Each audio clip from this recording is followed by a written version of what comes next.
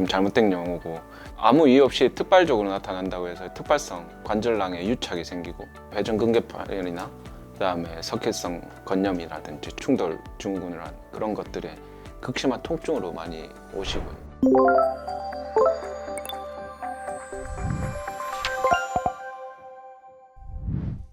저는 바로본 병원에서 근무하고 있는 정형외과 의사 정영수라고 합니다.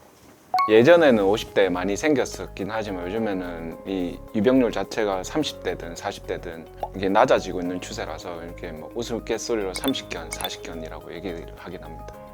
사실 이제 그거는 좀 잘못된 용어고, 정확하게 의학적 용어는 동결견이라고 하거나 아니면 유착성 관절낭염이라고 얘기를 합니다.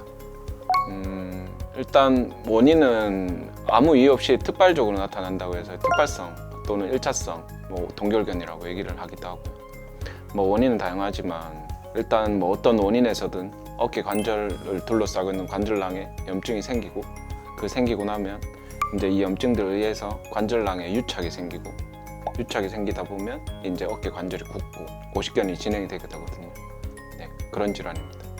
뭐 보통 환자들한테 설명할 때는 누가 내 어깨 관절을 꽉 잡고 있을 것 같은 그런 통증이 온다고 얘기를 하고, 그래서 밤에 통증이 막 심하다는 분들도 있긴 한데, 뭐 밤에 이제 모든 감각들이 좀 예민해지고 이제 다른 감각들이 이제 줄어들고 또 통증에 되게 민감하게 작용하는 부분도 있고요.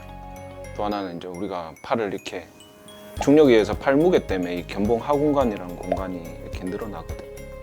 그러다 이제 누워 있으면 이 공간들이 좁아지면서 이 사이에 있는 회전근개라는 게 눌리면서 통증을 또 유발시킬 수도 있다고는 하는데 명확하게 밝혀진 건 없습니다, 아직. 보통은 어깨 관절 자체의 문제면 관절 운동할 때 많이 아파하거든요.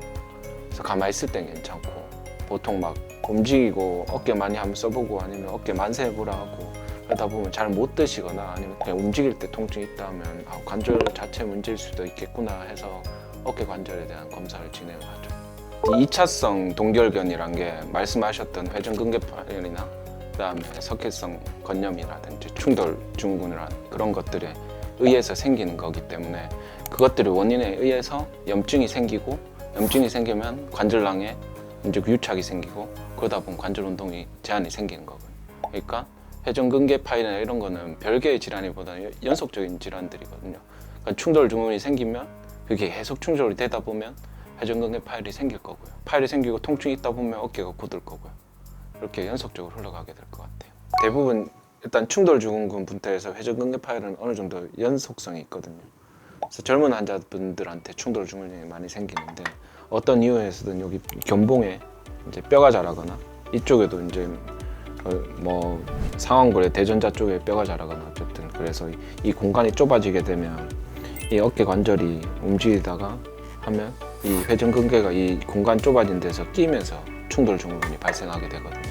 계속 그렇게 끼고 마찰이 생기다 보면 이 회전근개라는 게 끊어지고 찢어지고 하다 보면 이제 회전근개 파열이 오게 되는데, 닭이 문제나 달걀이 문제나의 차이겠지만 이 마찰이 자꾸 생기면서 뼈가 자리하게 되거든요. 그러면서 공간이 좁아지고 그렇게 되는 건데 원인은 결국엔 마찰 때문에 그렇겠죠. 석회 물질이 쌓이는 건데 이게 원인은 대부분 이게 특발성인 경우가 많아서요.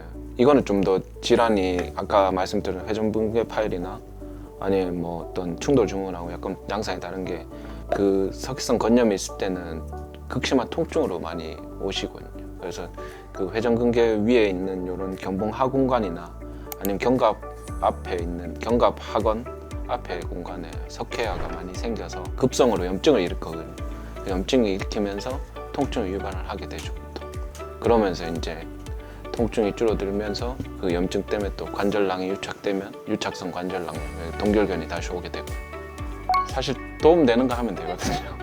도움되는 거 하면 되는데 보통은 이제 만약 운동을 한다면 환자분들한테 권유하는 방법은 일단 관절을 따뜻하게 데워주고 운동 전에 뭐 샤워라든지 찜질라든지 따뜻하게 데워준 다음에 관절을 좀 이완시켜주고, 그럼 좀 더 관절을 좀 쓰기가 편하기 때문에 이완시켜주고 스트레칭을 하고 나면 관절이 좀 데워지면서 혈류도 증가하고 많이 열이 나거든요. 그래서 냉찜질을 그때 하면 도움이 좀 될 것 같아서 환자분들한테 그렇게 교육하고 있습니다. 빨리 통증을 좀 없애주려면 물리치료든 도치료든 하게 되거든요. 스테로이드가 좀 도움이 되고요. 관절낭을 다 찢어주거나 수술한 경우가 많거든요.